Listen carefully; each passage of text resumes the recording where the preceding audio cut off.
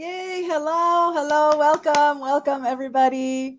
Chalet in the house, Chalet in the house. I hope you had a great birthday uh, this past weekend.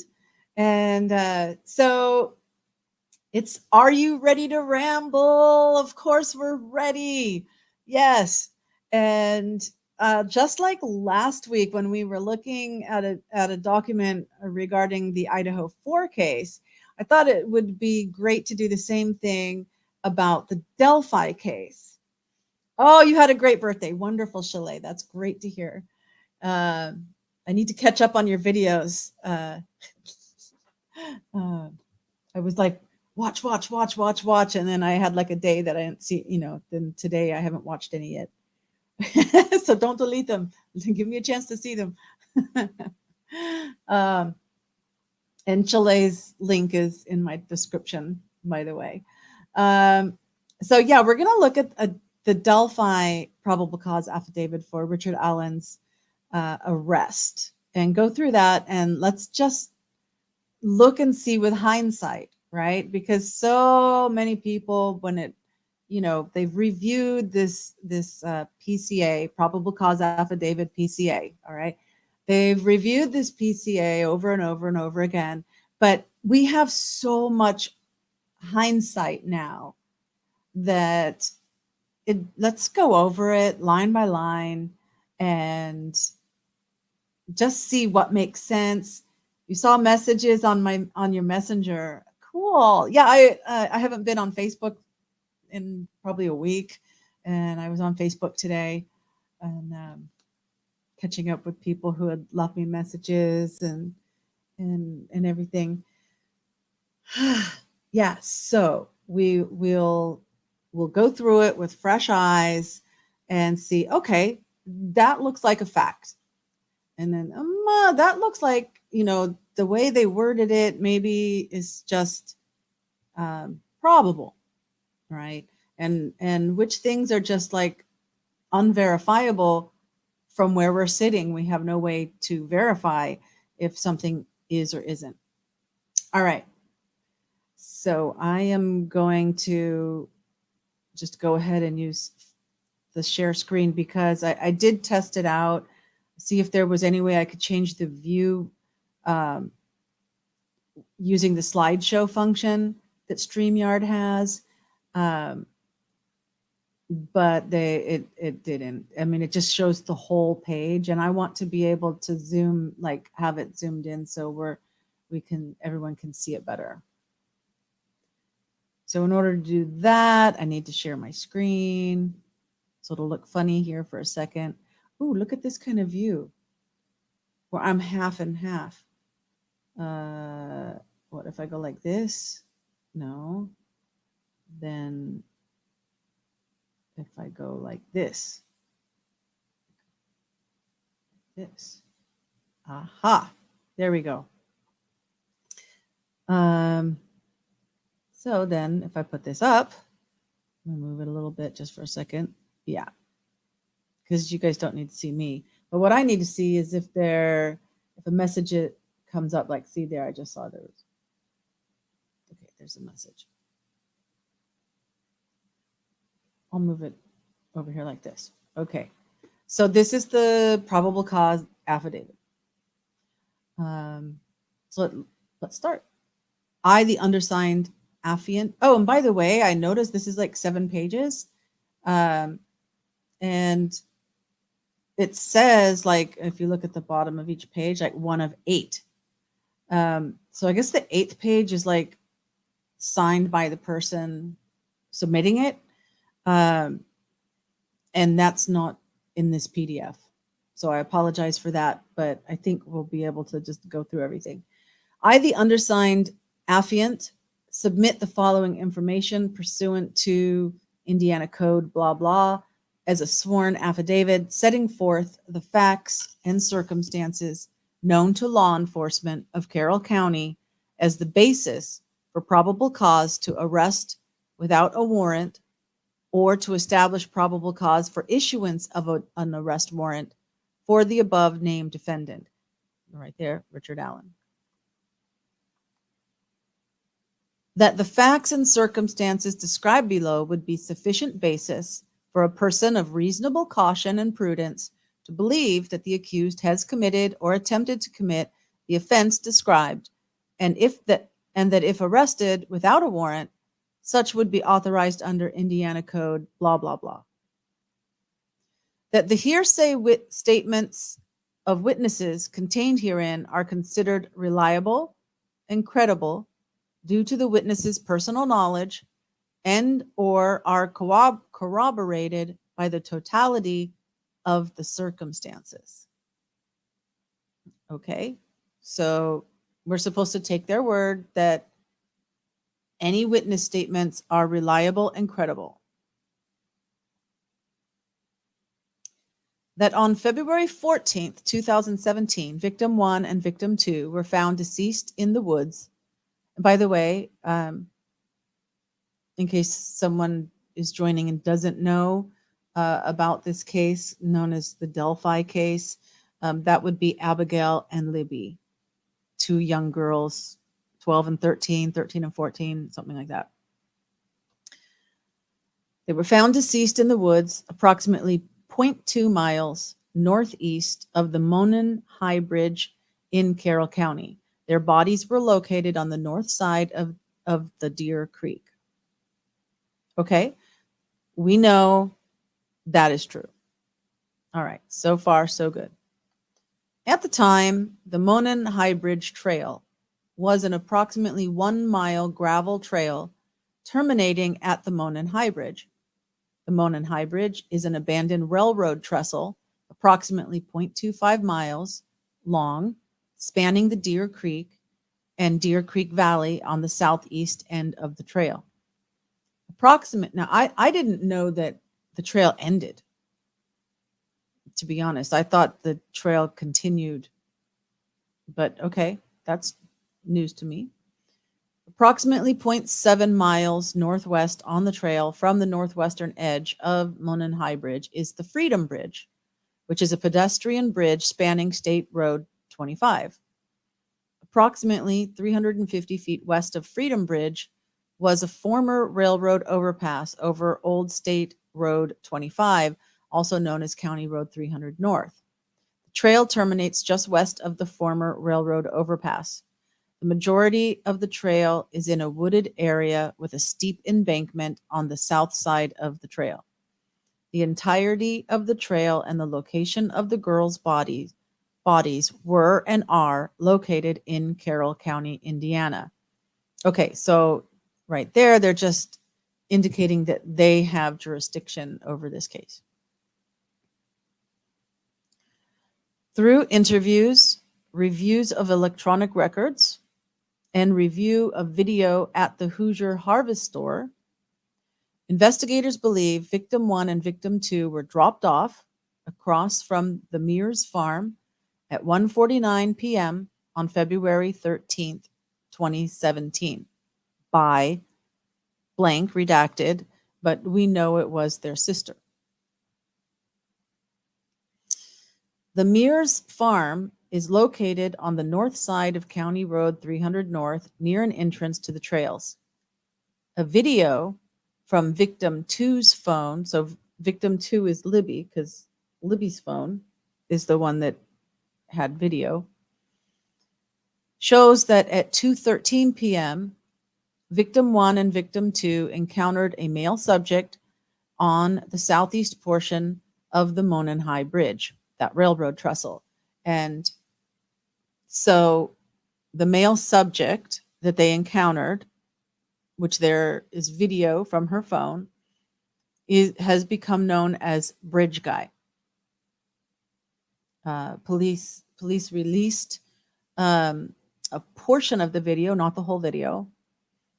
So, I mean, early on, at least within the first couple of years, if not right away. I don't think it says here when they released it to the public. And nobody could figure out who it was. And there was a lot of speculation on who it might be. But Richard Allen was never one of the people that they thought it might be originally. Okay. The male ordered the girls, quote, guys down the hill, unquote. So they also released that audio. So they didn't release that part of the video, but they released that part of as an audio file. Okay, so yes, we've heard that. There is a male on the bridge guy, and this male, because their video that they have is continuous, says to them, guys down the hill.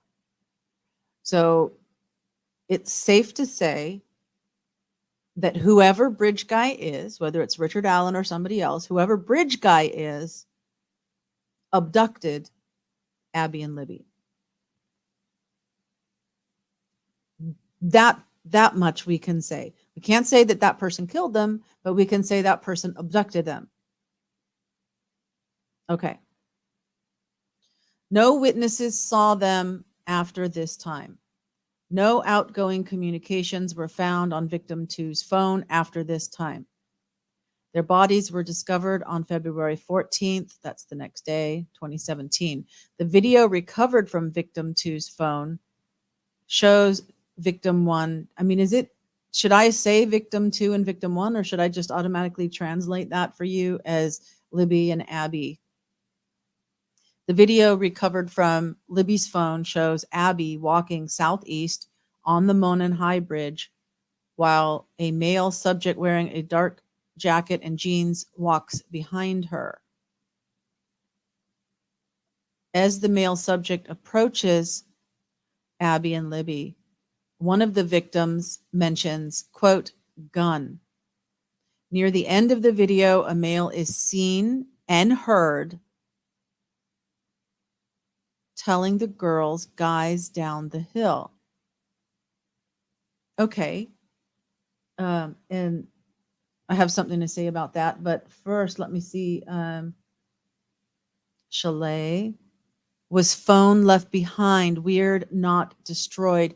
Yes, so they found the phone. And I don't think that this is, I think it was in the Frank's motion, not in this affidavit, that the phone was found under Abby's leg, I think. Libby's phone found under Abby's leg, definitely under one of the girls. It was like under a shoe, under a leg, something like that. So let me put this back up here. One thing that I'm catching here, let me move this up. Near the end of the video, a male is seen and heard telling the girls. So what was seen? I mean, so Libby's holding her phone, or it's maybe just in her pocket, but still recording. No, it can't be in her. If this is true, it can't be in her pocket, but maybe she's just holding it in her hand, but pointing down so we see his feet. There's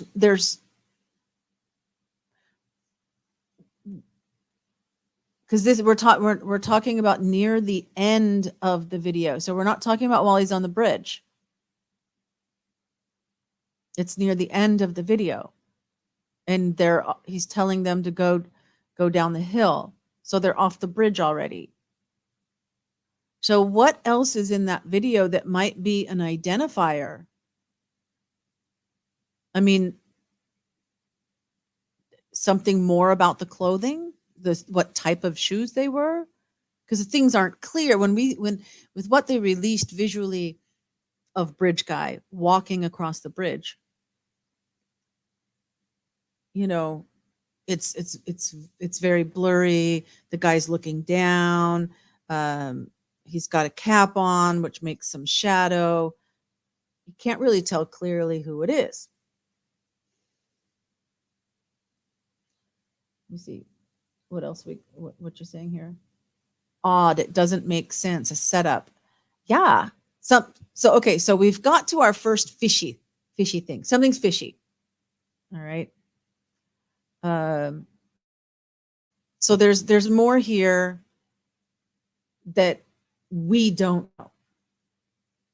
But if it was so clear, I mean, if there was something identifiable, then police should have used it, even if they didn't tell the public about it, right?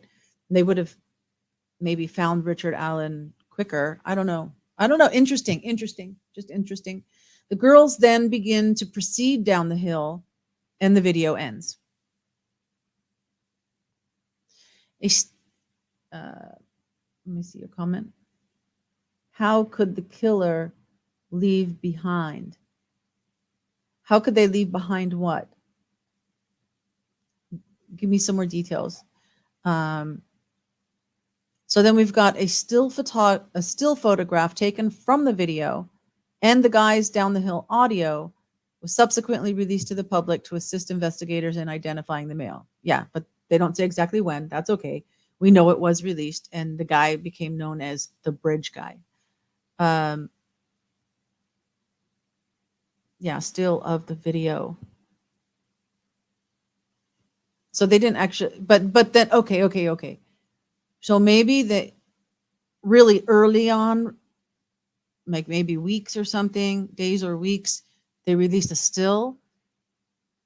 But then some point later, they wanted people to see his gait as he was walking. Although if you look at that bridge, and because it's a railroad trestle and it's like railroad ties and there's like gaps, of course you're going to look down to make sure that you're stepping on the railroad ties and not, twisting your ankle and falling down. I mean, there's no rails or anything, right? You don't want to, like, if you trip and fall, you're likely going to fall off the bridge.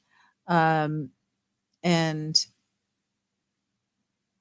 so that it makes sense that but your gait wouldn't be your normal gait. You'd be taking steps, you know, on each plank or railroad tie, and each plank of wood. So your gait would not be normal. But anyway, that's what they did, is they were hoping that maybe the gait of the walking might help somebody identify. Oh, okay. Let me see what you said here. The phone. Oh, how could the killer leave it behind? Yes. Good point. So I think, okay, what I have heard, playing devil's advocate here, if it was Richard Allen, that when since Abby was dressed in Libby's clothes, that it was in Libby's pocket and it fell out of her pocket when the bodies were being staged. It fell out.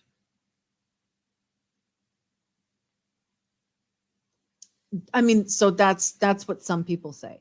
That doesn't make sense to me. Oh, you're so making a skit. Okay.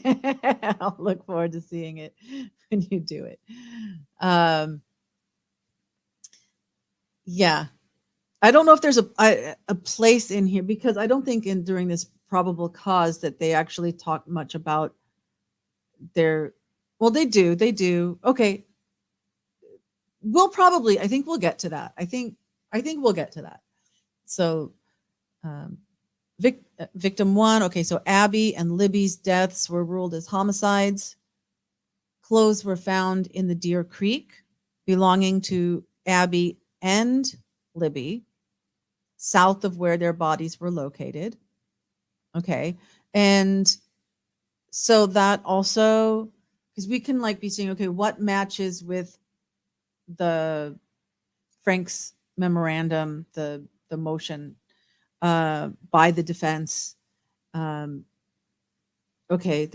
that matches as well. Okay, there was also a okay, there's a lot of people have a problem with this. What does it say in the probable cause?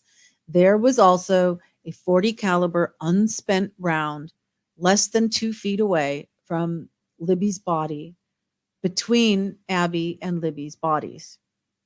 The round was unspent and had extraction marks on it. Okay.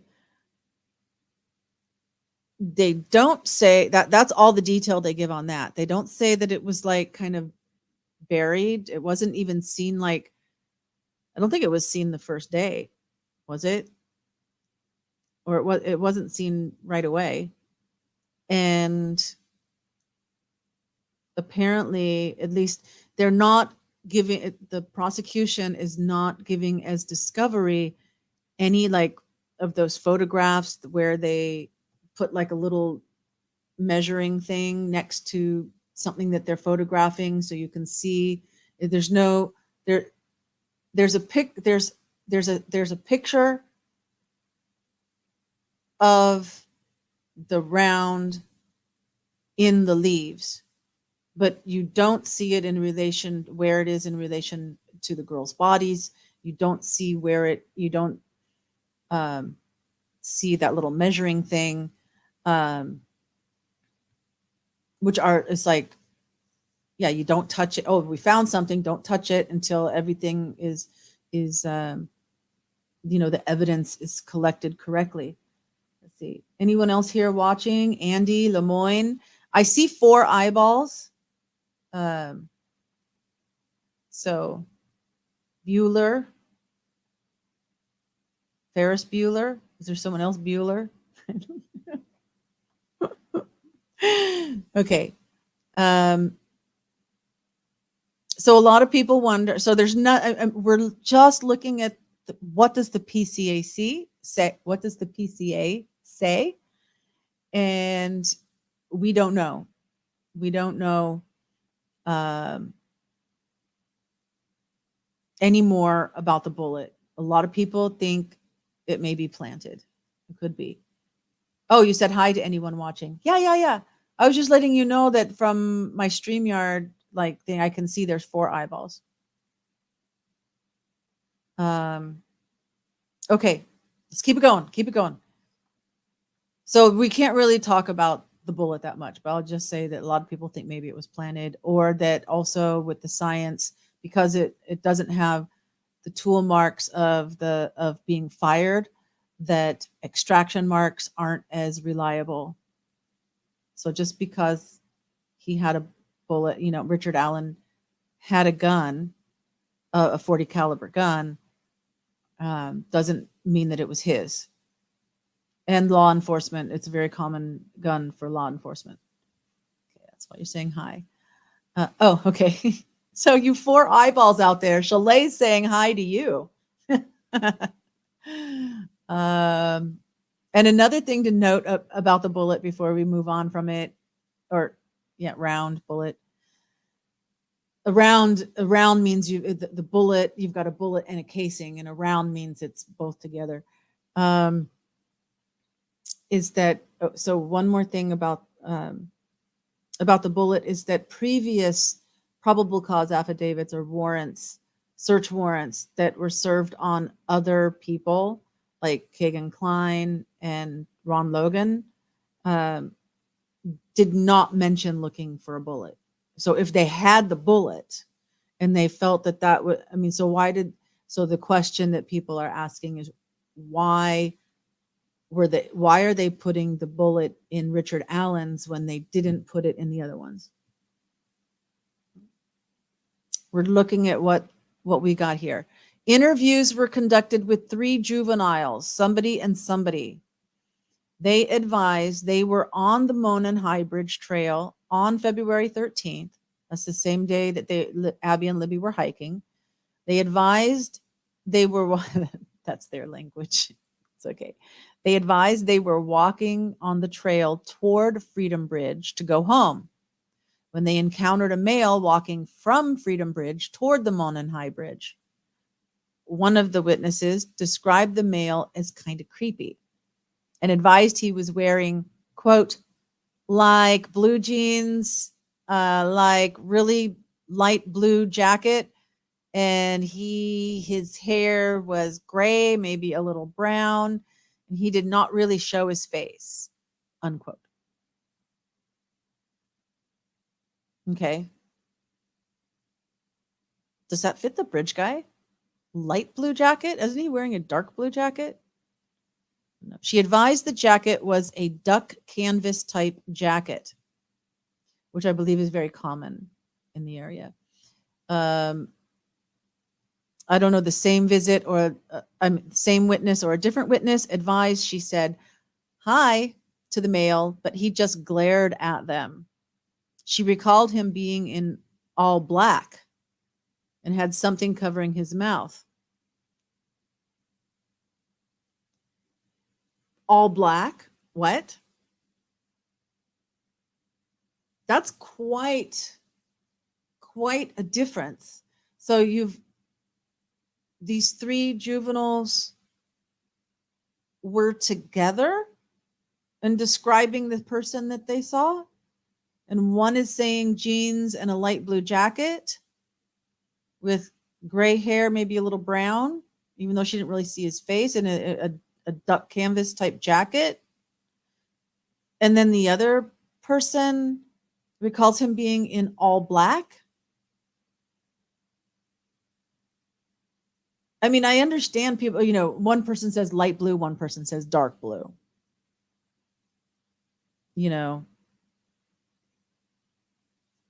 One person says jeans, another person just says pants. They don't remember exactly what kind of pants. Jean, I mean, you might as well say camouflage for hunting. People go hunting, they wear camouflage clothes. And one person says jean, one person says camouflage. What is this? How come I've never seen that before? Or I've never heard anybody talking about that before. She recalled him being in all black and had something covering his mouth. She described him as not very tall with a bigger build. She said he was not bigger than 5'10". She probably did one of these like, oh, this high, and then they figure, okay, that's 5'10". And then either the same witness or a different witness, because there were three juveniles.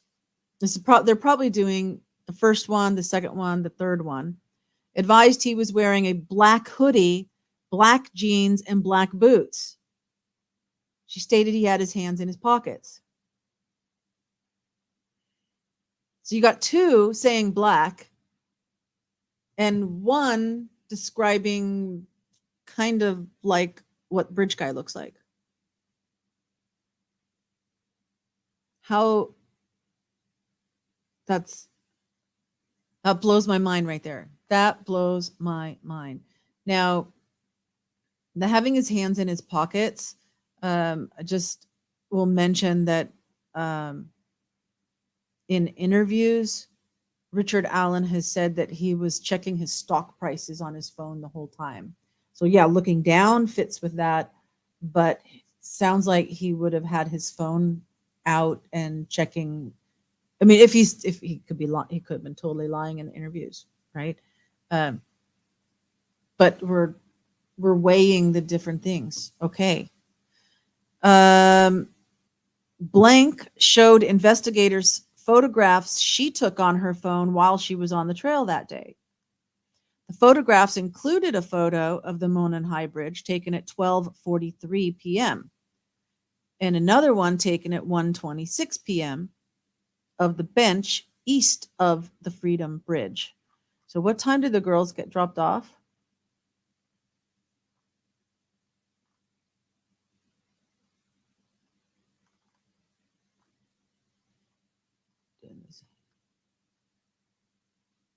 $1:49. Okay, I should probably grab a pen. Make some notes here. So at 1:49, they're dropped off. I'm sure other people have done kind of timeline things, but and the video, Libby's video is at 2:13. Make a note of that. Libby's video of BG, bridge guy. All right, so now these girls, a photograph at 12:43. So that's like an hour before the girls were even dropped off. Doesn't mean that somebody couldn't have been there waiting or whatever. Anyway, and 1:26. That's also before they're dropped off. And then another witness advised after she took the photo of the bench, they started walking back toward Freedom Bridge. Okay, so what they're trying to say is that if she was at Freedom Bridge is the railroad trestle. If they were there at 1:26 walking back along the path, then they should have encountered 26, 46, 23 minutes. They may have encountered Abby and Libby as well, walking that direct, having just got dropped off. See what they say here. They started walking back towards, they took a picture of the bench, which is on the other side of the bridge. They started walking back toward the bridge. Wait a minute. Freedom Bridge is not the railroad trestle. The Monenhai Bridge is the railroad trestle. Freedom Bridge is the walkway over the state road, State 26 or something it said. So they were already back at the end of the park, at the beginning of the park. She advised that was when they encountered the man who matched the description of the photograph taken from victim to Libby's video. So this must be the same witness that said the jeans and the light blue jacket at 1:30. Which she described the man she encountered on the trails wearing blue or black windbreaker jacket. She advised the jacket had a collar, and he had his hood up from the clothing underneath his jacket. She advised he was wearing baggy jeans and was taller than her. She advised her head came up to approximately his shoulder. She advised something, said hi to the man, and that he said nothing back. She stated he was walking with a purpose, like he knew where he was going. Hey, Lemoyne in the house. She stated he had his hands in his pockets and kept his head down. She advised she did not get a good look at his face, but believed him to be a white male. The girls advised after encountering the male that they continued on their walk across Freedom Bridge, exiting the park and the old railroad bridge over Old State Road 25. That's kind of confusing. Because the Monenhai Bridge is over the creek.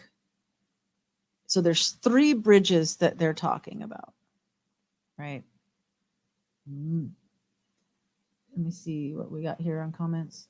Oh, Jessa's in the house too. Hey, Jessa. Jessa in the house. Jessa in the house. Thank you for joining.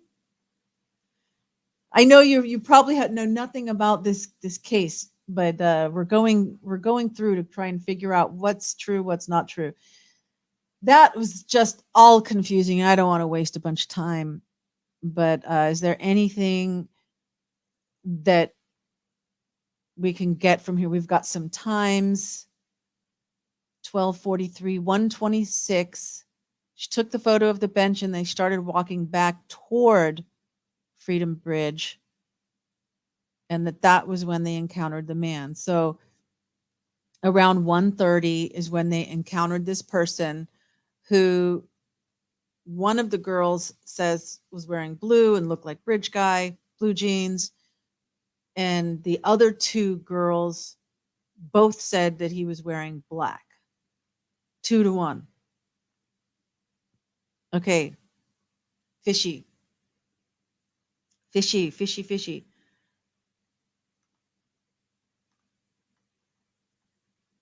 All right. So now there's another witness. Let's move on to the next witness. Investigators spoke with the witness who advised she was on the trails on February 13th. Video from the Hoosier Harvest Store captured this person's vehicle traveling eastbound at 1:46 p.m.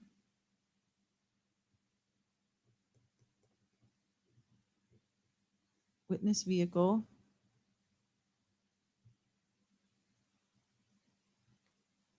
Okay, and that's the Harvest Store. The vehicle traveling eastbound at 1:46 p.m. toward the entrance across from the Mears farm. Okay. This witness advised that she saw 4 juvenile females walking on the bridge over Old State Road 25 as she was driving underneath on her way to park. Okay. And I've always wondered about that because, okay, 1:46, the girls are supposed to be dropped off at 1:49. And okay, so they're saying 1:46 because that's when her car traveling eastbound was captured on the Harvest Store video, right? So that's why we know that time. 1:49 is when the girls were dropped off. So these 4 juvenile females should not be Abby and Libby and her sister and someone else, but it could be and possibly assumed that it's these other 3 witnesses that they spoke to. I'd be interested. Did those 3 girls say they were 4 girls together, or did they, but they could they for some reason they couldn't interview the 4th one, but the other 3 all said, "Oh yeah, the 4 of us were together." So why if it's the same, why the discrepancy between 3 and 4? Could be a reason. Could be a reason. I'm not I'm not suspect about that so much. I'm not suspicious about that as much. That could be explained.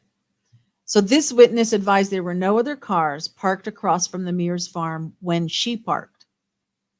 She advised she walked to the Monon High Bridge, so she walked all the way to the railroad trestle and observed a male matching the one from victim two's video. So she's saying, okay, so where? Between that walking, like she saw them on the bridge, before the bridge. She described the male she saw as a white male wearing blue jeans and a blue jean jacket. Now that's different than the canvas jacket. A blue jean jacket or that duck canvas jacket.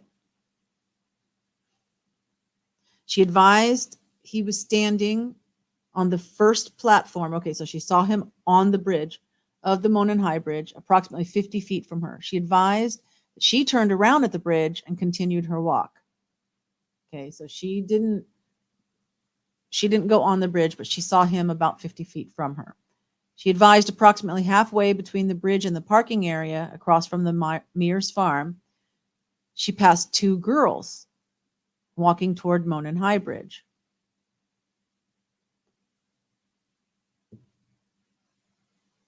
Okay, so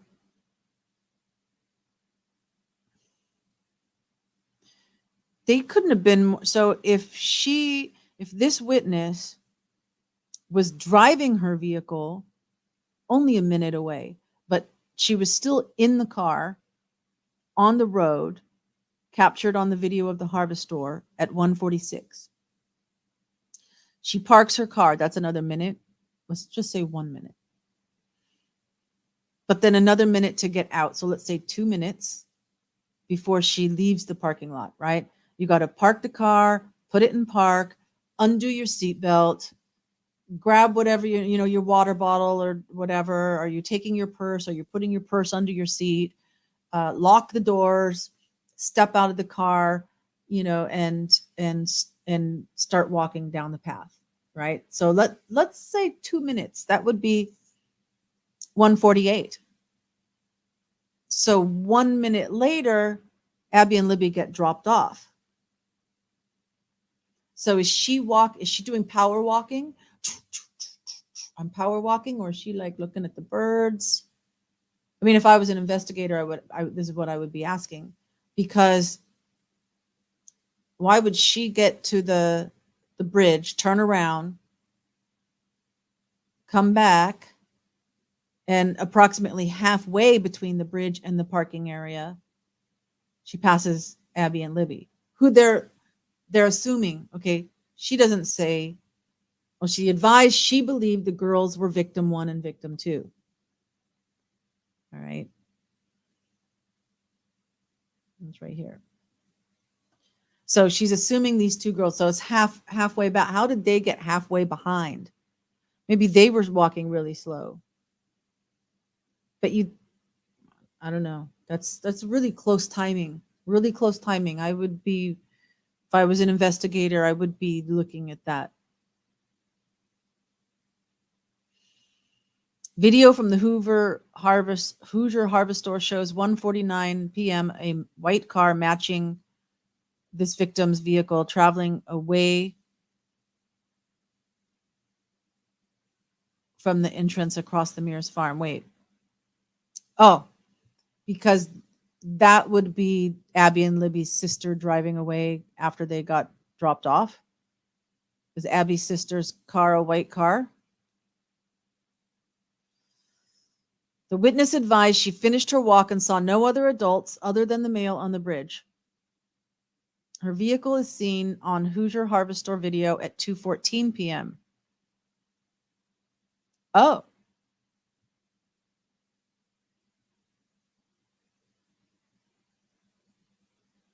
Well, that's a short walk. Is that it's really that short? What? I know people have like gone there and they've walked the trail and done. I'm gonna have to like maybe look for a video about that, like walking the trail, and see how long it takes to get when you're walking, just walking. But what I'm curious about, I'm gonna get in my car. I mean, all respect to this woman, is fine, but I'm curious. I'm going to get in my car. I'm going to drive to the parking lot. I'm going to park my car. I'm going to get out and take a walk. That's only 20 minutes. I'm going to go out and enjoy nature for 20 minutes. It's not like now, if it was like a lunch hour between 12 and 1, I'm going to go have a walk during my lunch. That would make sense, but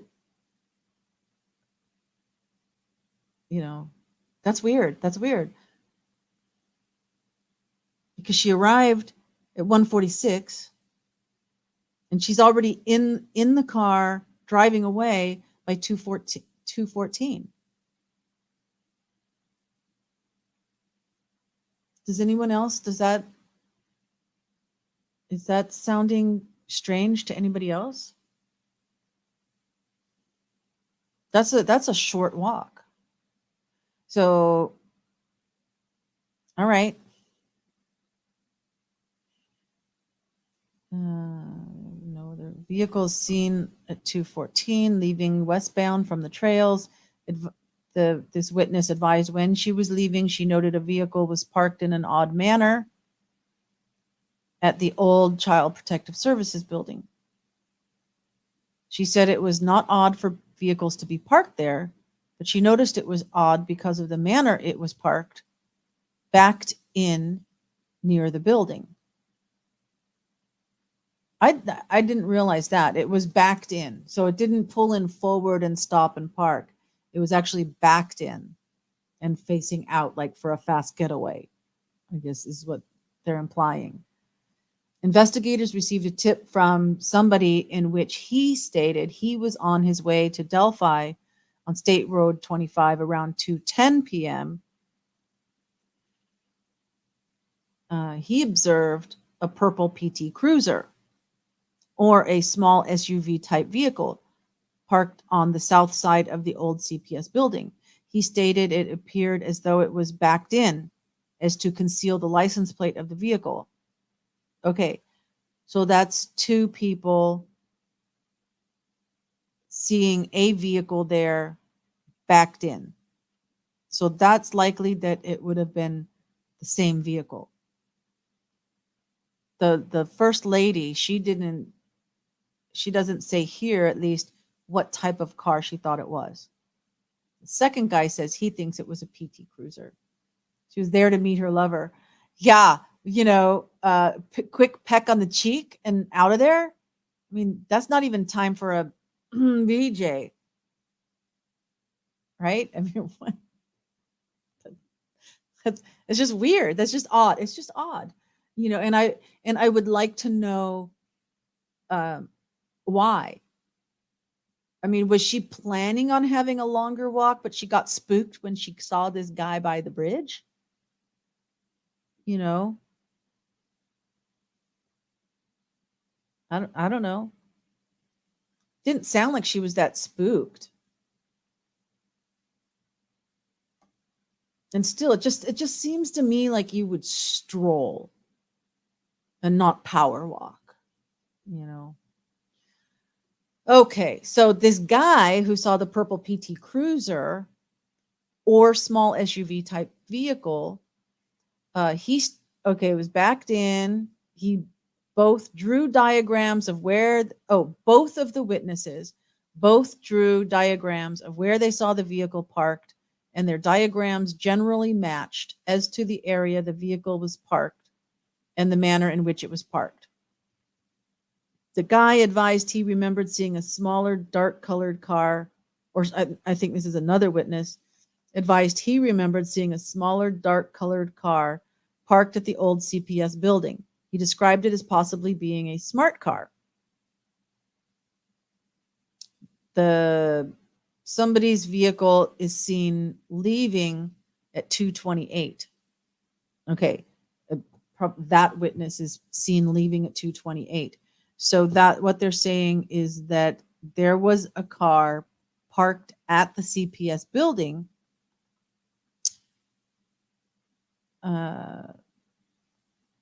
from as early as 2:10 and as late as 2:28.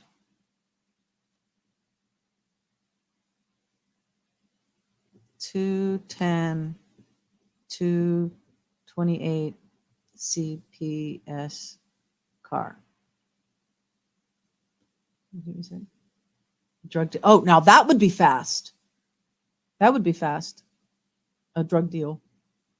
I'm not saying this person uses drugs or anything like that. But just as far as why would somebody go in and go back out? Okay, yeah. Now that would be reasonable. Investigators spoke with somebody else who stated that she was traveling east on 300 North on February 13th and observed a male subject walking west on the north side of 300 North away from the Monon High Bridge. Okay.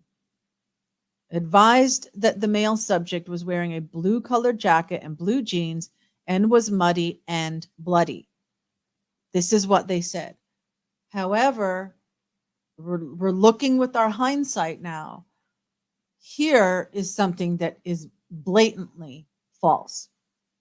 Because if you believe the Franks motion, according to the Franks motion, who has discovery from the police and probably conducted their own interviews, but I think even from the police's own discovery, the witness had only said muddy, not muddy and bloody. And I don't think that kind of thing would be put in the Frank's motion without the evidence to back that up. That would be stupid. And I don't think those lawyers are stupid. They might be crafty. You could call them slimy and slime balls and sharks and all this kind of stuff, right? And you could say that they're just out to muddy the waters and to get their guy off. Okay. Okay, yeah, they could be, right? But they're not going to say something like that without the proof to back it up.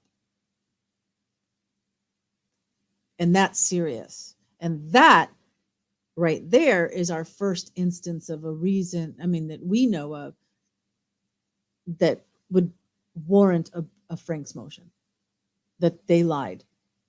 Because whoever this was that was walking was not muddy and bloody.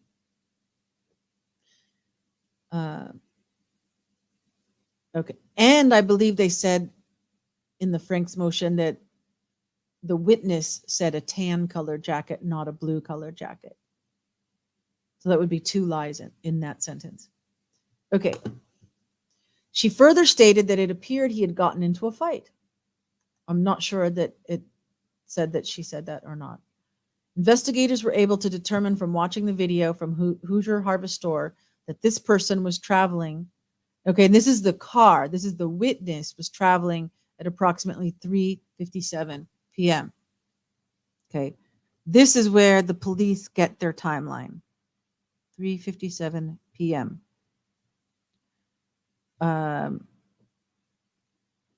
Muddy man. Okay. So he's walking on the street. They pick up her car, but he went off into the trees or something, because as far as I know, there is no Harvest Store video of the man walking. So he got off the road, because I believe from the point that she saw him, she saw him before the Harvest Store and so they're saying that the killer, the probable cause that the police and law enforcement are saying, what they are saying happened is that the killer had parked their car at the CPS building and had gone to the bridge, abducted the girls, killed the girls, staged the girls, and then walked back. Now, if this killer that's walking back to the CPS building was bloody, why wasn't that blood at the crime scene? Which we know now. There wasn't. There was various blood, but not any killer blood. Or there wasn't like blood from the murder happening.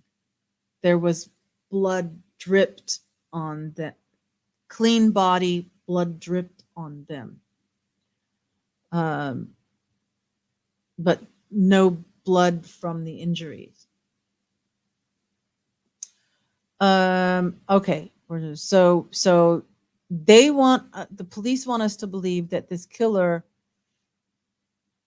who just killed two girls was walking back on the road in broad daylight to his car. So he backs his car in so no one can see the license plate, or he's ready to get away. And he doesn't take care to hide as he's walking. I don't know. That just it doesn't make sense to me. It doesn't make sense to me. Okay.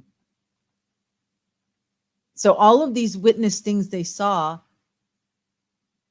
we don't know. It's totally circumstantial at this point.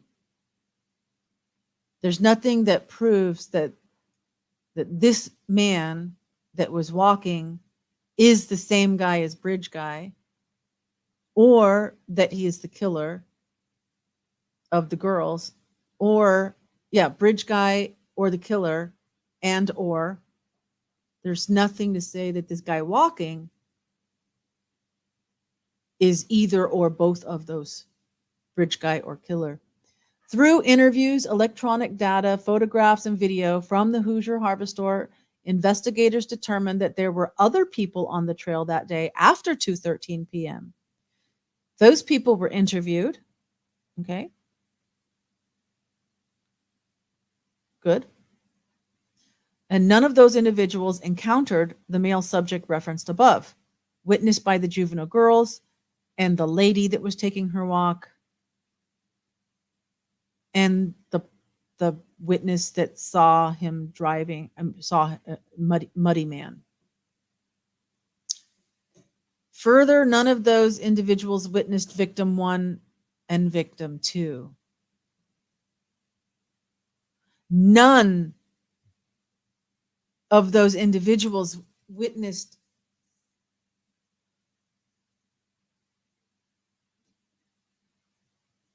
But wait, didn't they say that the lady taking the walk here, right here, she turned around at the bridge and continued her walk?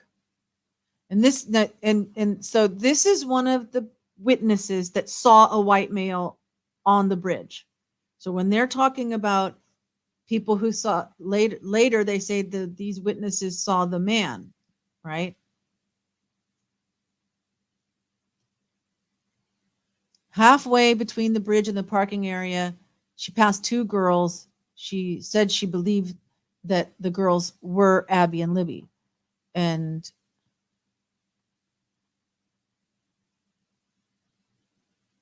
those people were interviewed.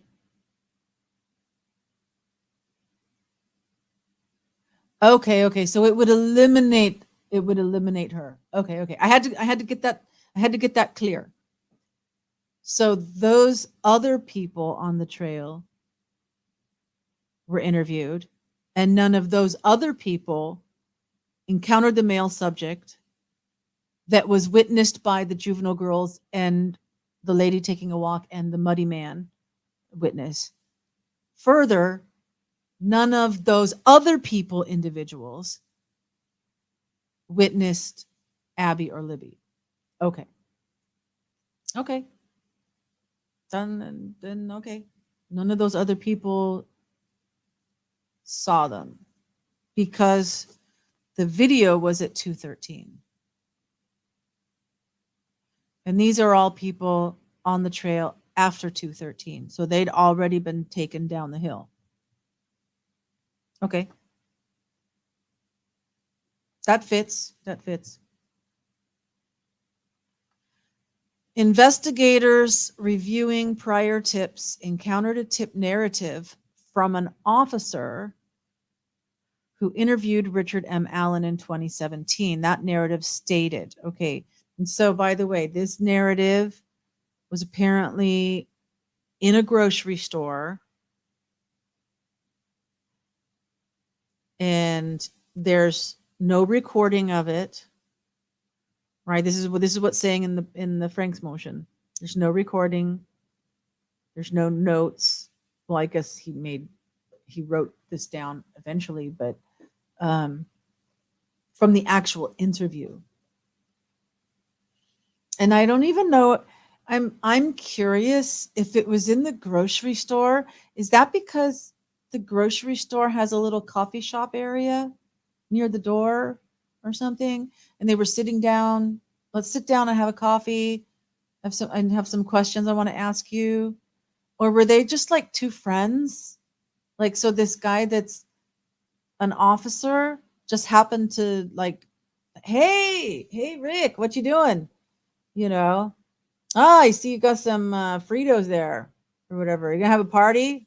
Ah, cool. So what's up? Hey, what do you think about this this thing that happened, man? What do you think? Oh yeah, and then Alan goes, well, yeah, I was out there hiking. or something. I mean, was it something like that? Was it just a conversation between friends? Or was it a sit down interview?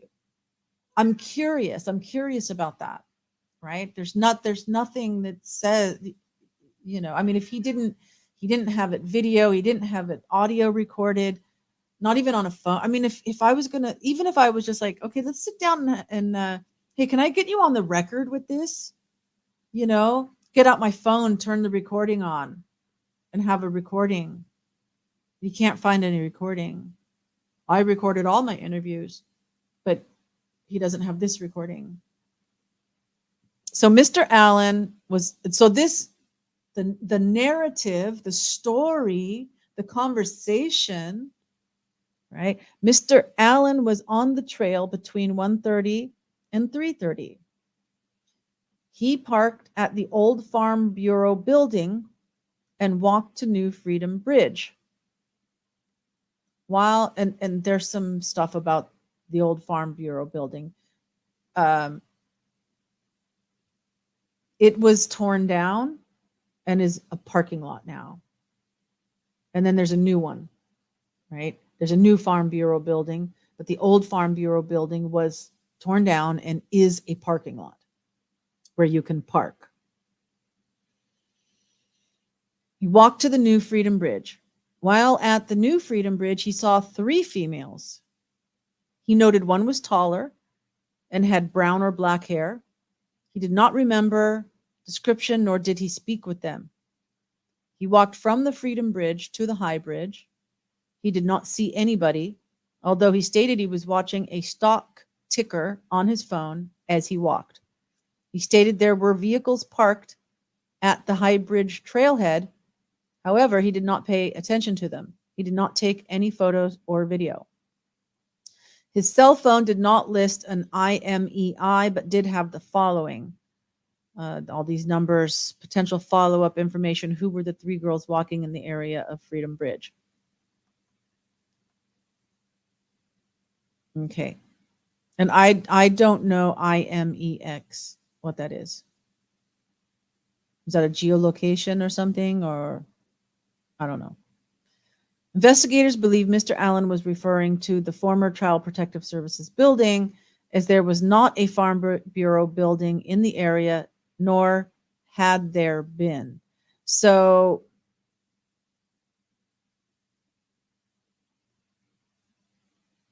that, I mean, when they say area, do they mean the whole town? Like that area of Carroll County, the town of Delphi? Are they referring just to the park itself? Because it is kind of, you've got the town and then you've got the park right on the outskirts of the town. It's a small town. When we talk about town, there's small town. And the old Farm Bureau building is kind of in the middle of the town. I mean, quite frankly, I think it would be odd to park there and then walk through town to the outside of town. But I don't know. Maybe that is a normal thing. I'm not there on the ground. I don't know exactly how far it is. I don't know if that would be normal. But to say that there is not a Farm Bureau building in the area, nor had there been, so therefore he must have been talking about Child Protective Services. That's fishy. I mean, and I saw something, I think Michelle After Dark or Michelle Walks, she uncovered the fact that this guy that did the interview, or the prosecutor or somebody, maybe the guy that, because we don't have that last page for the name of the person that submitted this, but that his father had been like convicted of arson a lot and stuff like this, and there was stuff about the Farm Bureau building with his dad, with this guy's dad, this law enforcement officer's dad. So he had to have known that there was a Farm Bureau building nor had there been. So there's an issue. Okay. Investigators believe the females he saw included this witness and that witness due to the time they were leaving the trail, the time he reported getting to the trail, and the descriptions the three females gave. So those three girls that we were talking about earlier, and investigators believe that that's who he saw, or at least two of them, or it's probably this name, and this name. However, they have given themselves some wiggle room here. Investigators believe, not that they know for sure, but that they believe. Okay, and maybe it was. He's not denying the fact that he saw some girls, right? At 12:43 and 1:26. They were leaving at 1:26.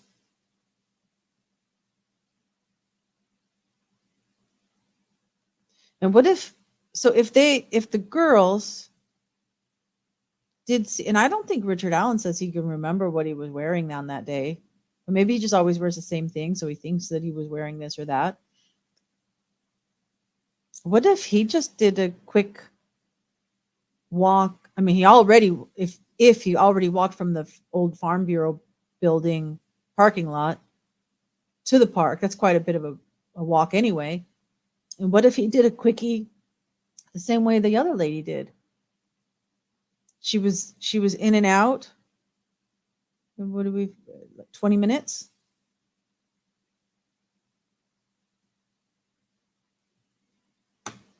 Interesting. I'm just like, what, according to what's written, what are the possibilities that could be? Right? So according to what they've given us in this probable cause affidavit, then he could, if that was Richard Allen at 1:26 going in, and one of the girls said hi and he didn't even hear her say hi, so that's why he didn't say hi back. That makes sense, but that doesn't prove anything. Doesn't prove that he didn't just turn around, because if he turned around, if he did the same thing that this other lady did, only 20 minutes, he would have been gone before the girls got dropped off.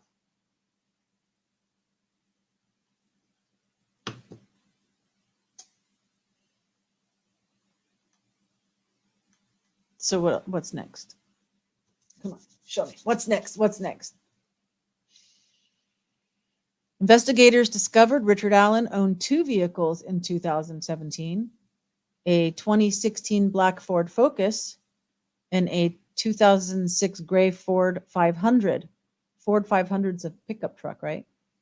Investigators observed a vehicle that resembled Allen's 2016 Ford Focus on the Hoosier Harvest Store video at 1:27, traveling westbound in front of the Hoosier Harvest Store, which coincided with his statement that he arrived around 1:30 at the trails.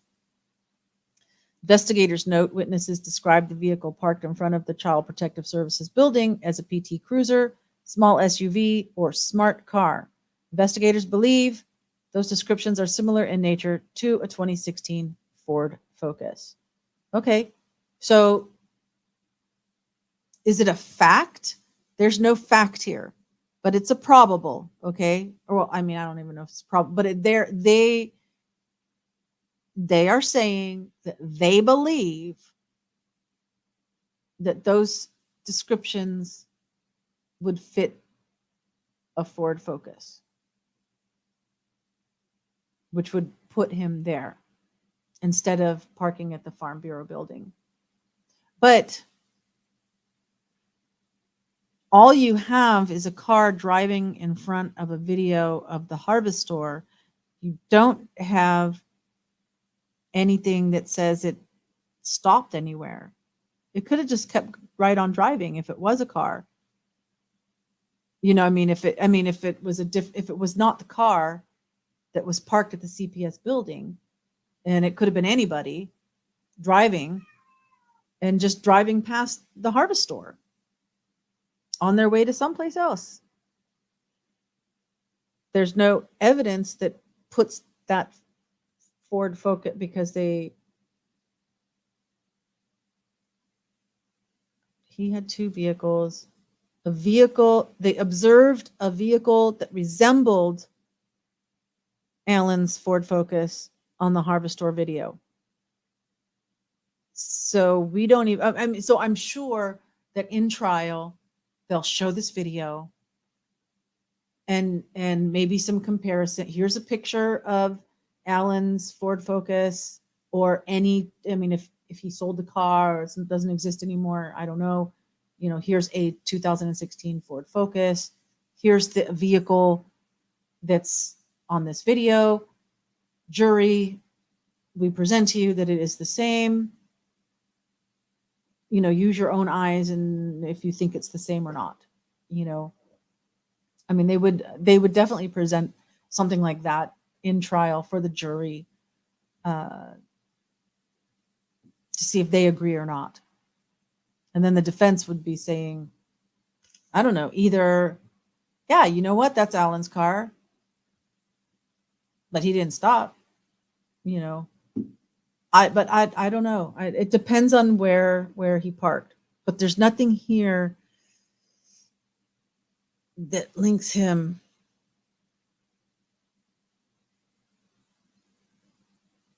And why would he be driving westbound to go to the park? If he was from his house to the CPS building, I think he would be coming from the other direction and going eastbound and not westbound. But I'm not there. I don't know. But I would wonder about that. All right, next. On October 13th, 2022, Richard Allen was interviewed again by investigators. He advised he was on the trails on February 13th, 2017. He stated he saw the juvenile girls on the trails east of Freedom Bridge, and that he went on to the Monon High Bridge. Richard Allen further stated he went out onto the Monon High Bridge to watch the fish. Later in his statement, he said he walked out to the first platform on the bridge. He stated he then walked back, sat on a bench on the trail, and then left. He stated he parked his car on the side of an old building. He told investigators, so is that what he said? Do they have this second interview recorded? Or is it just the first one that they don't have a recording of? He stated he parked his car. The way they word this, it sounds like the CPS building. Okay? Because the other one with the parking lot is kind of like next to a new building. There is no the old building was torn down. The old Farm Bureau was torn down. It's a parking lot, and then there's like a strip mall or something. I don't know what it is exactly. I've seen Google Street View or whatever, right? So the way they have it worded,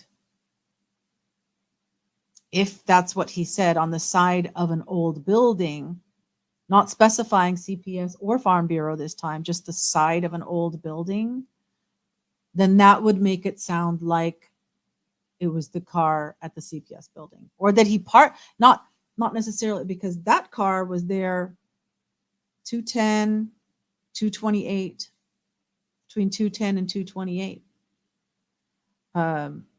He could have been gone by then. Richard Allen could have parked at that building, the CPS building, and been gone by 1:40. Based on the other witnesses' timeline, go there, look at a couple of fish, walk back, check his stock prices, and start walking back. He told investigators he was wearing blue jeans and a blue or black Carhartt jacket with a hood. Okay, so that matches the descriptions. He advised he may have been wearing some type of head covering as well. He further claimed he saw no one else except for the juvenile girls he saw east of the Freedom Bridge. He told investigators that he owns firearms and they are at his house.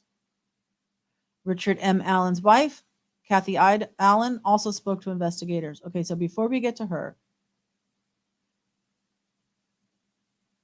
everything that they're saying, I would actually buy that those three girls saw him and he saw those three girls.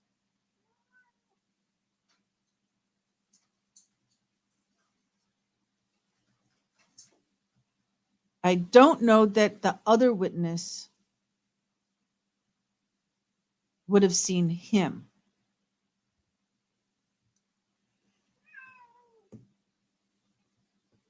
Because she was there from 1:45. I mean, could have been him looking at the fish on the bridge. Right? Or he could have been gone already. I don't know. I need more. I would need more. Kathy Allen, his wife, confirmed that Richard Allen did have guns and knives at the residence. She also stated Richard still owns a blue Carhartt jacket. Not a black one, a blue one. Interesting. That makes total sense in like marriages where like blue or black Carhartt jacket. I mean, maybe he's a little colorblind or something, doesn't pay attention to those kind of details. It's kind of that blue, dark enough to almost be black. Would you call it black or would you call it blue? It's not like sky blue. It's not navy blue, but it's that almost black blue, right? A guy would think like that, it's blue or black, whatever you want to call it, right? He knows the jacket. And she says he still owns not but a blue Carhartt jacket. So I'm going to guess that they took the jacket. Yeah. They executed the search warrant.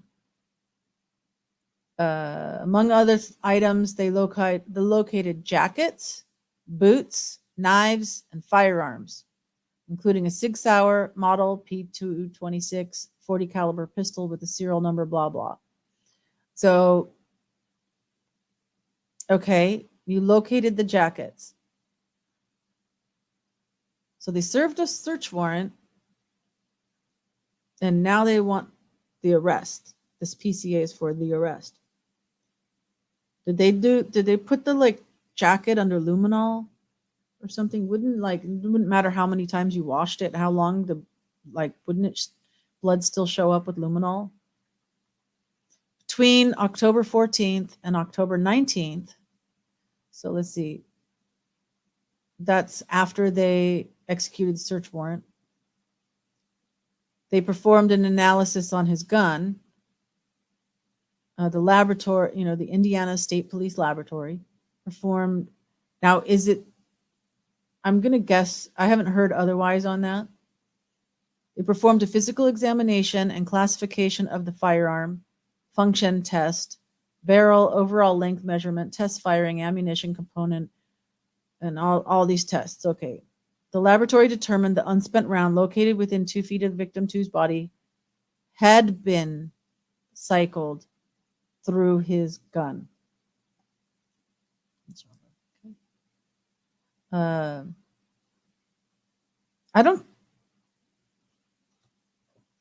When have you ever heard an expert, laboratory, medical examiner, or whatever, said for sure, 100% for sure? Don't they usually say, yes, that's consistent with, or something? So the laboratory remark, let's see exactly what they said. The identification opinion is reached when the evidence exhibits an agreement of class characteristics and a sufficient agreement of individual marks. Sufficient agreement is related to the significant duplication of random striated impressed marks as evidenced by the correspondence of a pattern or combination of patterns of surface contours. The interpretation of identification is subjective in nature. It is subjective in nature and based on relevant scientific research and the reporting examiner's training and experience.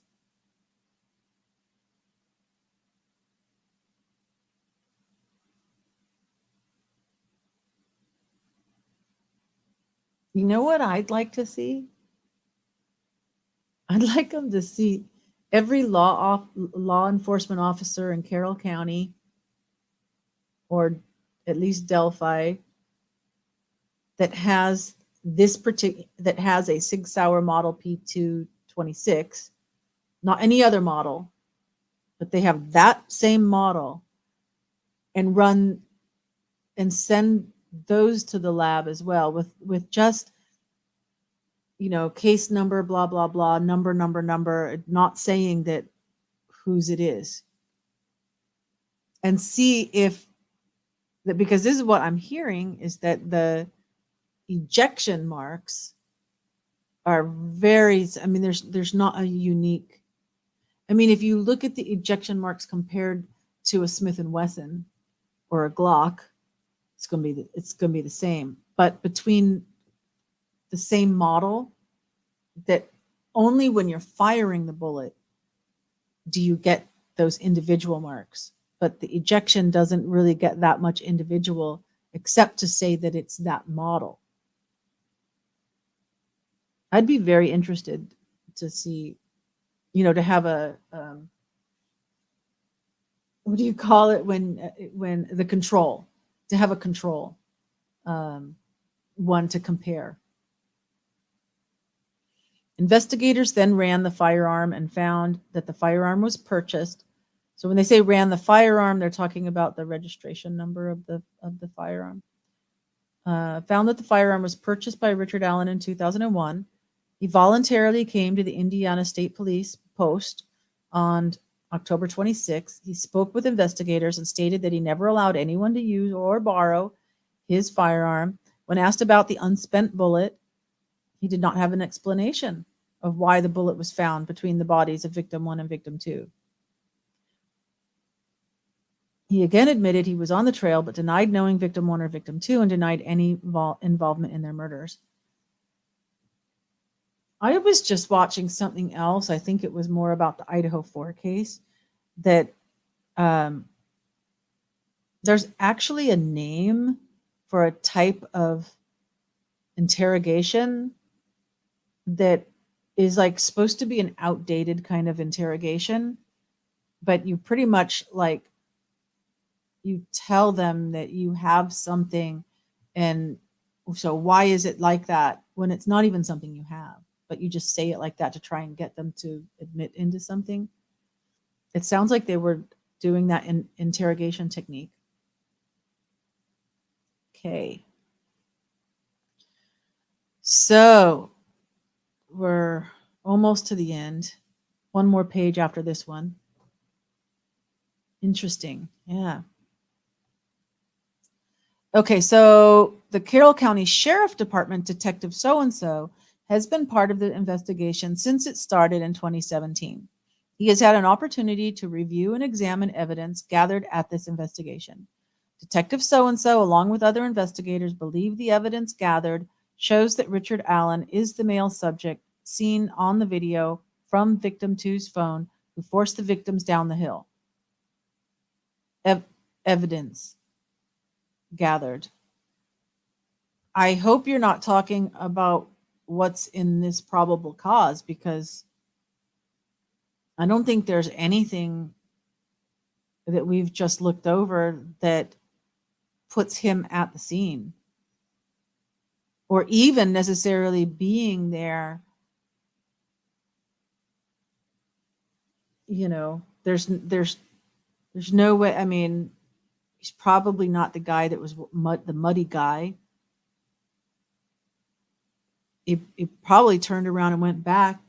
I don't know. It just, I don't know. Unless I mean, evidence gathered.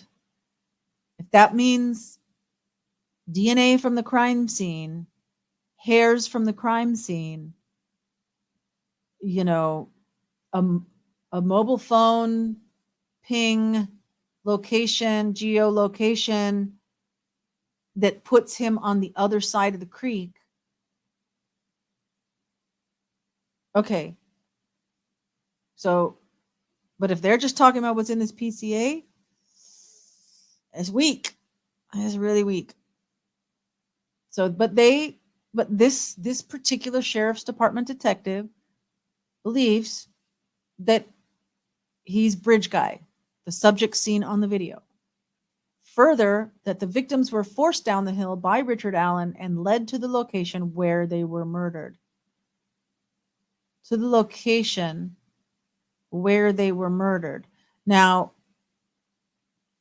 are you something that's not clear here?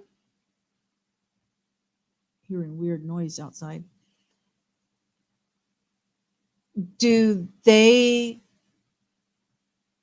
Are they saying the location where the girls were found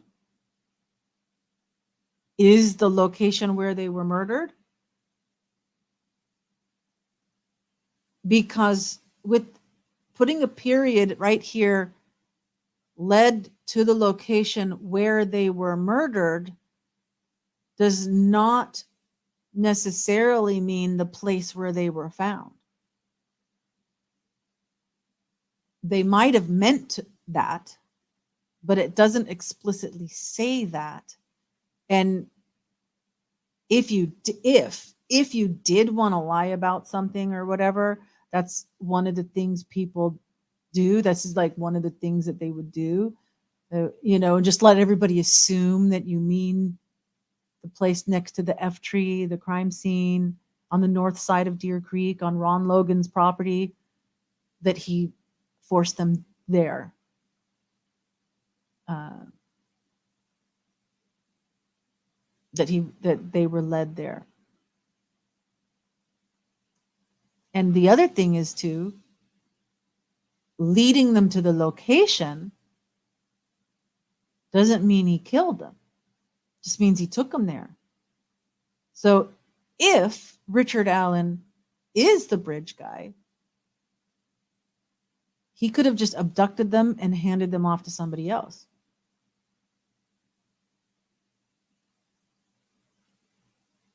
But there's so much fishy stuff here. I mean, I don't know. I mean, what we've read, I'm through the statements and photographs of the juvenile females and the statement of this particular witness and another witness, were at the southeast edge of the trail at 12:43 p.m. east of Freedom Bridge at 1:26 p.m. and walked across the old former railroad overpass over Old State Road 25 at 1:26 p.m. and before 1:46 p.m. Mm-hmm. Yes, we got that before. They walked the entirety of the trail and observed only one person, an adult male.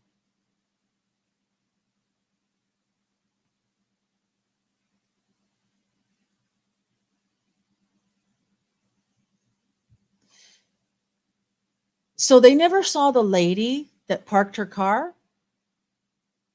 There was only 20 minutes on the trail. Because she said she saw four juveniles, right? And we were wondering, well, why is there three and why is there four? Is that because they only interviewed three, but there were really four altogether, but they just didn't get to interview the fourth person, so that's why they're only naming three that they interviewed? But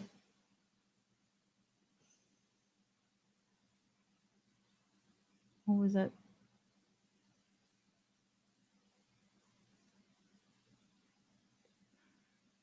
They walked the entirety of the trail.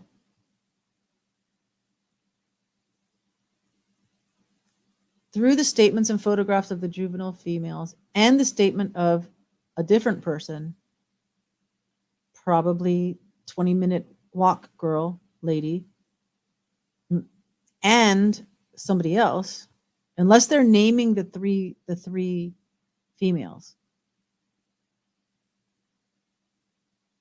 That's got to be the three juvenile names. Through the statements and photographs of the juvenile females.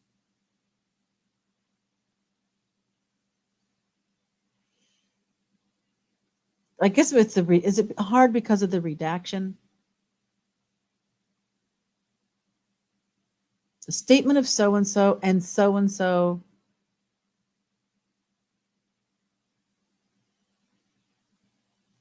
Because is there an extra comma that we're not seeing?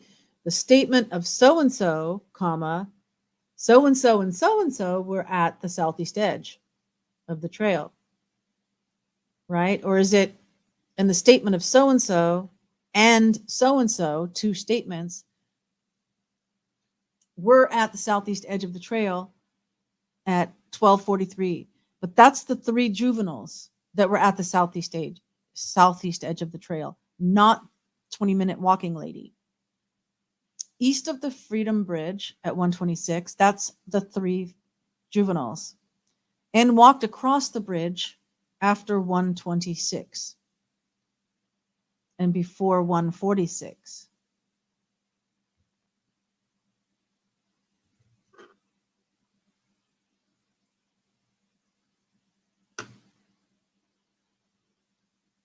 The 146 is the 20-minute walk lady getting on the video at the harvest store.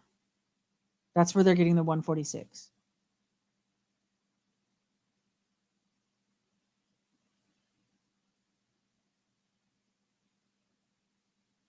They walked and observed only one person, an adult male. Did they see the lady or not?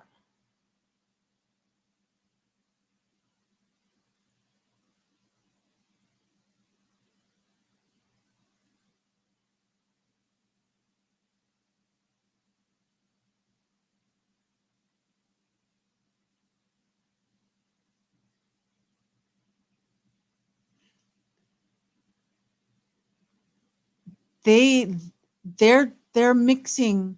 I don't know if you guys are catching my can you see the gears turning in my brain? I'm sorry. I need to talk out loud so you know what I'm thinking. They're mixing two testimonies here. Because basically you have the three juveniles leaving at 126. Because once you cross over the Old State Road Bridge 25, you're kind of like out of the park, I believe. It doesn't take another 20 minutes to leave the park, right? But because the 20-minute walking lady says that she arrived, we see her car going to the parking lot in 146, and she says she saw four girls, and they're assuming that those four girls are these three witnesses, and she just counted them wrong.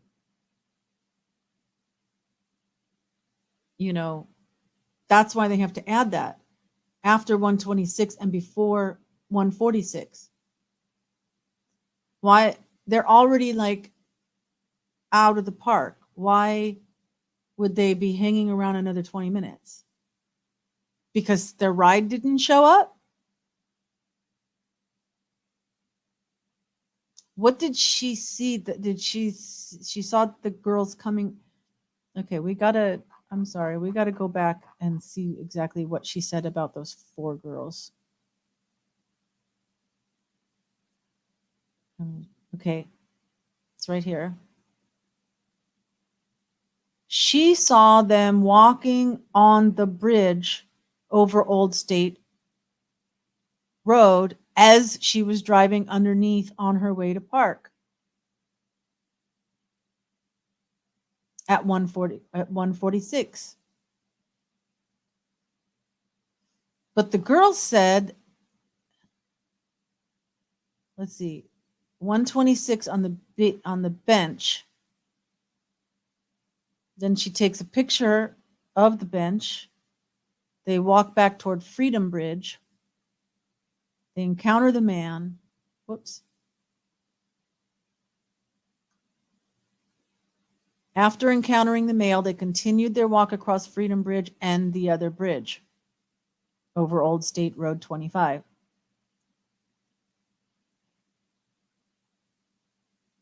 Okay, but we just established that 20-minute walking lady walked from the same location, from parking the car, going into the park, going all the way down to the Monon Railroad trestle, and back in 20 minutes. And here, there, she's driving in her car, looks up at the overpass, looks up, sees 4 girls as she's driving. By the time she parks, those girls are gone. They're gone. So why would you say,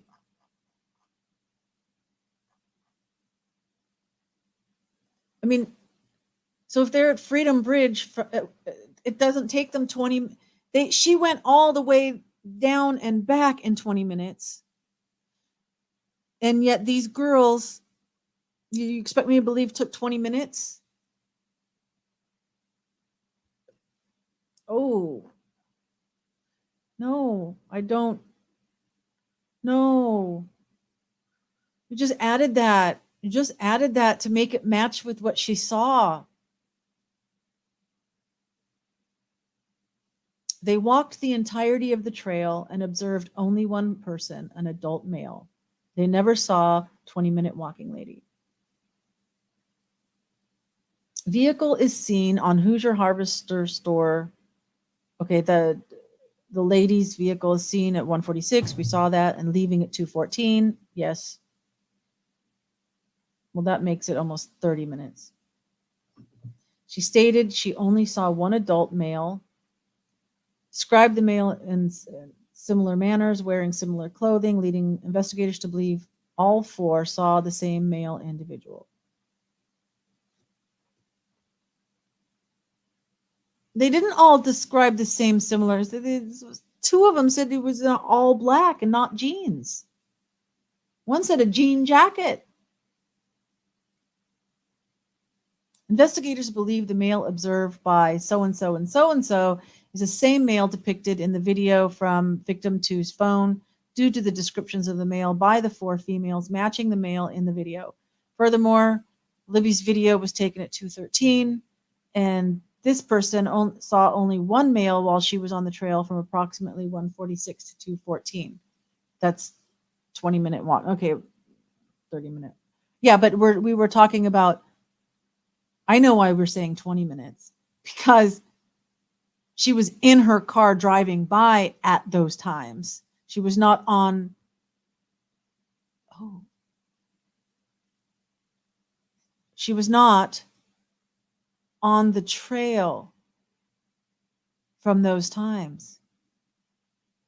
See why we're going through this? I know it's kind of messy, but you know, interesting. Okay, same. That's the same comment. She was not on the trail from that time. She was in her car passing the Harvest Store one direction and then the other direction. But there was time that needed to be taken to get to the parking lot, park the car, get out of the car, grab your water bottle, put your purse under the seat, get out of the car, close the door, lock the door, go down the trail, and the reverse on the way out. And then get on the road and then pass the Harvest Store. Right? So that's why we were saying like 20 minutes on the trail. Why would they all, if I was a police officer and I was writing this probable cause, why would I'm like almost crying. I don't want to find that. That's a stupid mistake. Oh my gosh. You just told us that those were the times, even right here, just up here in the paragraph before. The vehicle is seen on the video from at 1:46 and leaving at 2:14. You just said it right there. So why are you telling me she was on the trail? Because I know there's redactions, but that's got to be the same person. It's her descriptions of the,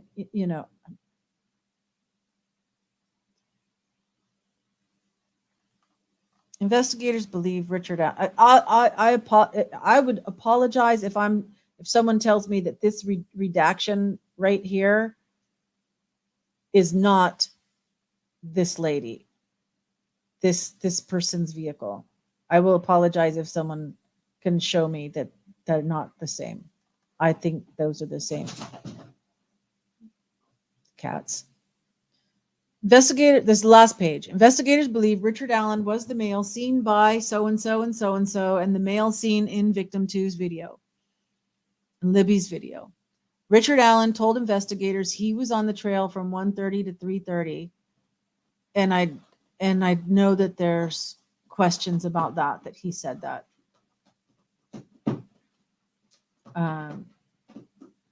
But even if he did say, no.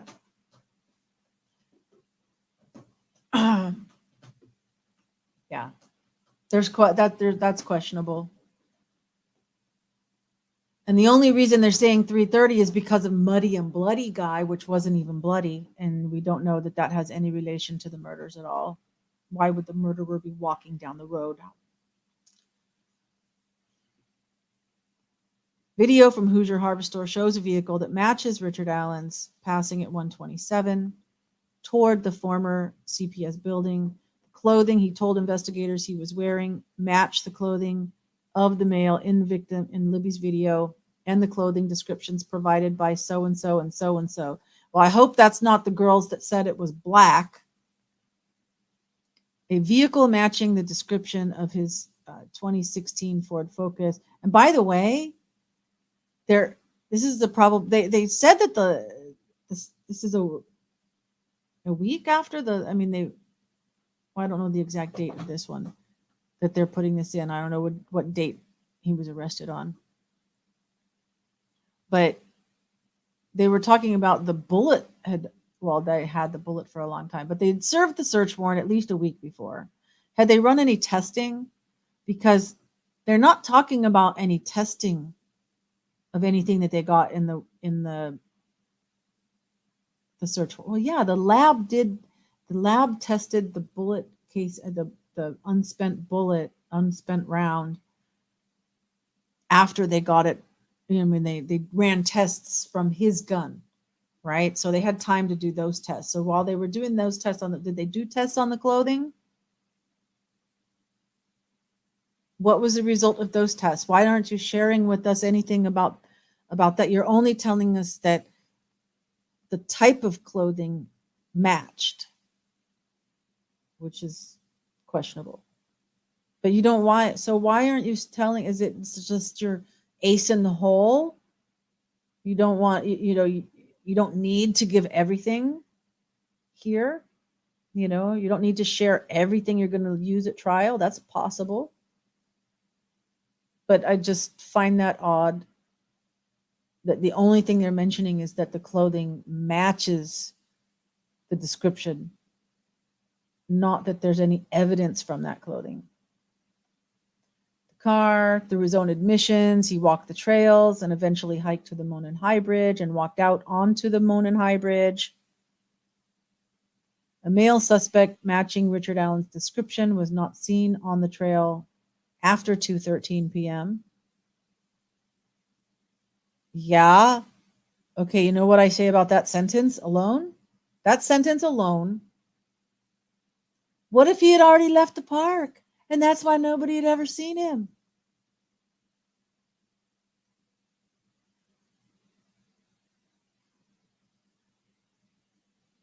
So that's one of two. I'm thinking about when the girls saw somebody at the entrance, and then 20-minute walk lady saw someone on the bridge. You know, if that could have been Richard Allen looking at the fish.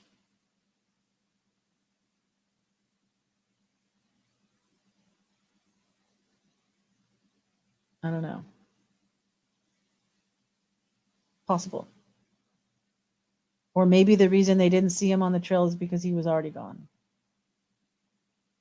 Investigators identified other individuals on the trails between 2:30 and 4. None of those saw a male subject, matching his description. Furthermore, Richard Allen stated he only saw the 3 girls on the trail, who investigators believe to be the 3 witnesses they already mentioned.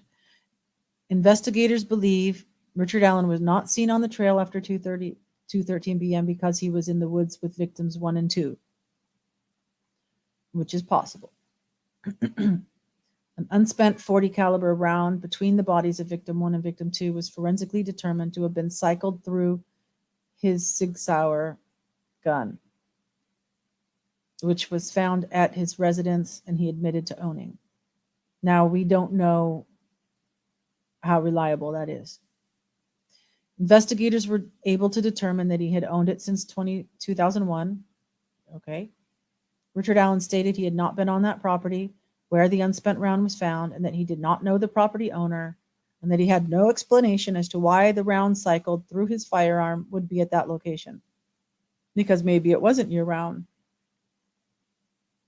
Furthermore, he stated that he never allowed anyone to use or borrow his gun. Investigators believe that after the victims were murdered, Richard Allen returned to his vehicle by walking down County Road 300 North. Investigators believe he was seen by that other witness walking back to his vehicle with clothes that were muddy and bloody, which that is a lie. They put the word bloody in there completely as a lie. That's where the Frank's motion is. Along with investigators believe the statements made by the witnesses because the statements corroborate the time of the death of the 2 victims. Does it? What is the time of the death of the 2 victims? Because I don't know that those 2 victims were killed before you saw a guy in muddy clothes walking down the road who maybe had a flat tire somewhere or was walking to get help. Like that guy to step up. Who's that guy? Who's the muddy guy? Why hasn't that guy come forward? That would be interesting. But I don't know that. So if you're judging the timeline of the death of the 2 victims on that and not on forensic evidence of their bodies, I'm sorry. What did the coroner's report say? Oh, wait, that's like, we can't see it, right?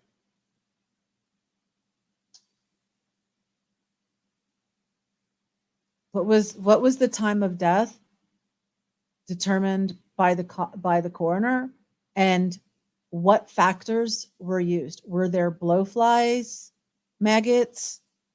Was it body temperature? Was it vitreous fluid? What was used? Was it the condition of, was the body in pallor mortis, liver mortis, rigor mortis? Well, liver mortis is the blood, where the blood settles. Was there any liver mortis, or was all their blood gone?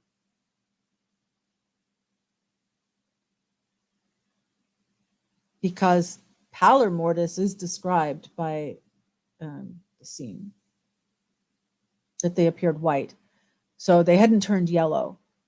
And I think they would have, there's white because your blood's separated, then your skin turns yellow, then it turns kind of black and bluish and starts to bloat, right? So if they had been killed the day before, they should have been a little bit turning yellow, not so much pallor mortis anymore. I think they were still in pallor, but it's cold. It's February. If they were killed around maybe 2 a.m. ish or something, then maybe, between midnight and 2. I think a coroner, a medical a forensic pathologist, not the coroner, sometimes depends on where you are, is just the person that signs the death certificate. But the forensic pathologist or the medical examiner is the one that like does the autopsy and like determines all these, investigates what the bodies say, right? And so yeah, they could within the 24 hours of the death, they can find a 2-hour window, I think. So yeah, no.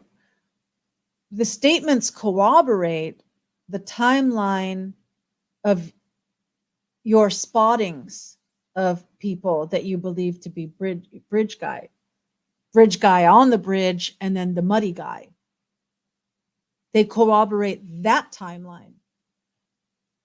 You have not proven to me, you have not said anything in this PCA to say that the timeline of the death of the 2 victims. Where, what did you read that told me the timeline of the death of the 2 victims? No. You told me the timeline of the spotting of 2 different spottings of men. I don't need to say any more on that. As well as coincide with the admissions made by Richard Allen. Maybe. Further, the accounts relayed by so-and-so and so-and-so are similar in nature, and timestamps on photographs taken by so-and-so correspond to the times the juvenile females said they were on the trail and saw the male individual. And then see, this is 7. It says 7 of 8, and that's all I got. And obviously this font is not legal, somebody, but this was from an Indiana news station, their website. Download the PCA here. I downloaded it, and it wasn't until just before coming on, I wanted to check the pages, and I wanted to see what date it was filed. So I went to the end to see the signature, and I thought, wait a minute, this is only 7 of 8. There's no 8th page. So I do apologize for that, but I'm going to, assume that this wasn't altered other than like the font and blanking the redactions. So, alrighty then. So that's all I got. What are your comments? Take that down. Does anybody want to come up and talk about? Did you guys get anything else other than what I got? You guys heard what I got. What did you get out of that? Was it helpful at all? Did it just make things more messy? But no, there were a couple of head scratchers in there for me, for sure. The lady taking her walk, and like I said, I want to look up a video of walking the trail, because I know there's people that have done that, that live in the area, or even that went there from someplace else. They went there. Find video, see how long.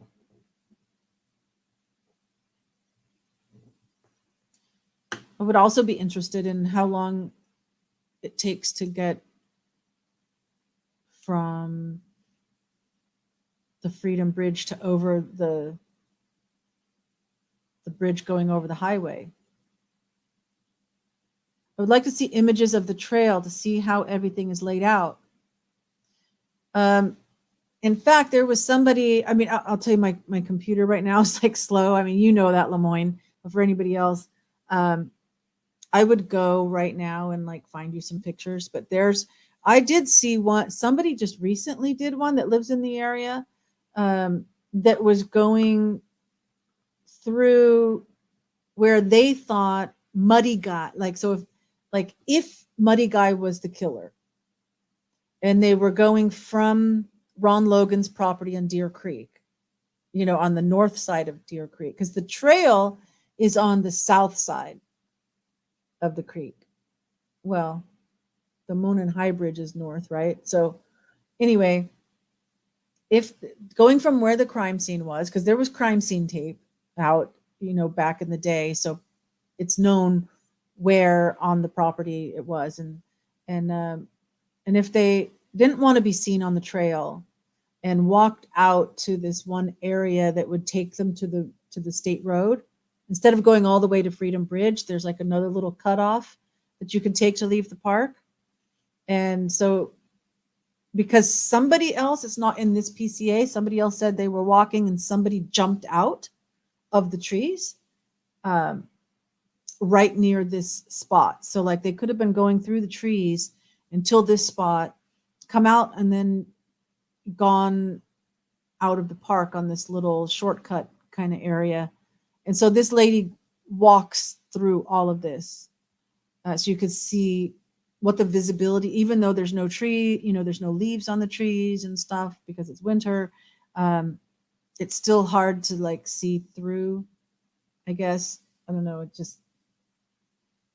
There's that. And I'm sure there's people there's other videos besides that. That's a fairly new one though.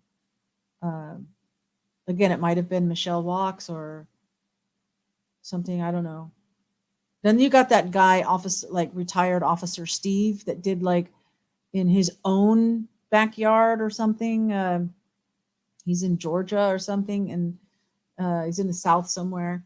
And he took some mannequins and like dragged them and like to see how long it would take to stage. And he didn't even bring any branches. He just went out into the woods, which are very similar type of woods, and they were just natural branches that he was able to like find and put on the body.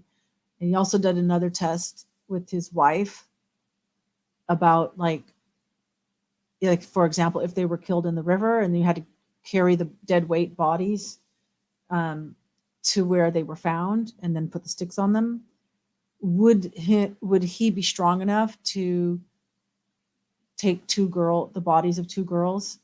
That was interesting. Maybe Crime Talk,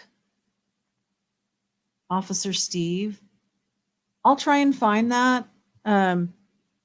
Like just any one of his, or I'll just get his channel and add it to the description for you guys. And if I find one, same thing with the walking on the trail, if there's something about the timing of the trail. Officer Steve channel. 1, 2, yeah.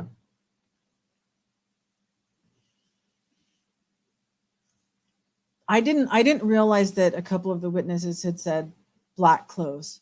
That was new to me. I mean, obviously people that have read this before, they know it, but that was new to me. The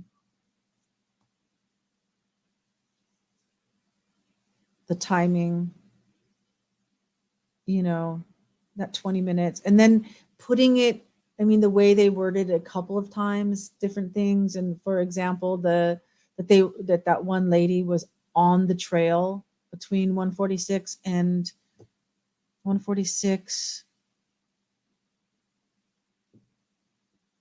And I think it was 214. I didn't write down her car going the exit. But I mean, Muddy Man might not have anything to do with anything. And then they're pinning the whole timeline on Muddy Man. What if he was just out for a hike and he slipped and he got muddy? Or like I said, He was trying, his car broke down, he changed the tire, and he got muddy.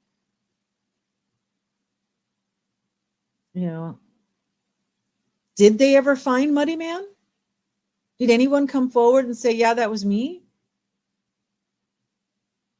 Were there any other vehicles on that road or any other cameras? I don't think any cameras caught that guy walking.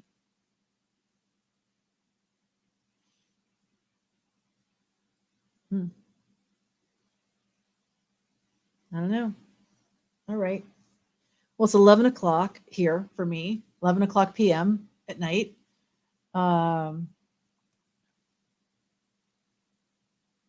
hope you're able to get something out of us going through that. I hope it was helpful. Was phone left behind? Weird not to. Oh, okay. Hide current comment. That was an old comment. That comment's been up there the whole time. There you go.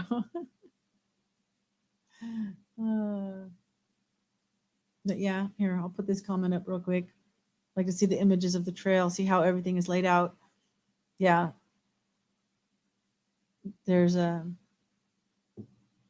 also like maps, people that have done things with Google Earth or whatever, and you can see this was here, this is here, this is here, like with pinpoints and lines and everything. In fact, I think Grizzly True Crime, I didn't watch it, but I think, let me check, because she's amazing. She does her little map time. Oh, I froze. Map time. She has map time. And so she's amazing when it comes to stuff like that. If I can find a Grizzly map time on this, I will actually put that video in the description. Number 3. But like, I don't think I'm going to look for all that tonight. I'll do that tomorrow morning. So wait a day for those to be added, and then I'll go in and I'll add them, and I'll edit the description and add those in. All right. Well, I think that's about it. Next week we'll just do a normal. We won't be going through any documents. Next week we'll just do a ramble, and it doesn't have to be about true crime unless there's something interesting that's happened in any of the true crime cases. Then maybe we'll talk about that. But I kind of miss also just talking about anything, and having you guys come up and be here with me and having a conversation. So maybe we can do more cool beans. Yeah, cool beans. But tomorrow night is Gen X. Yeah. Or tomorrow morning for you guys.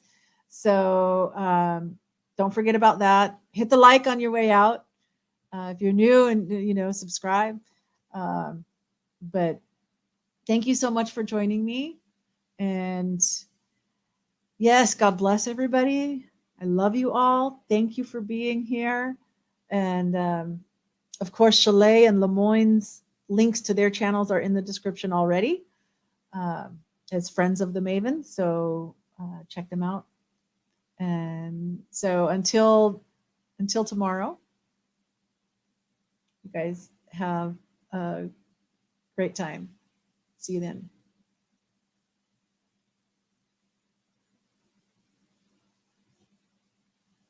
There we go.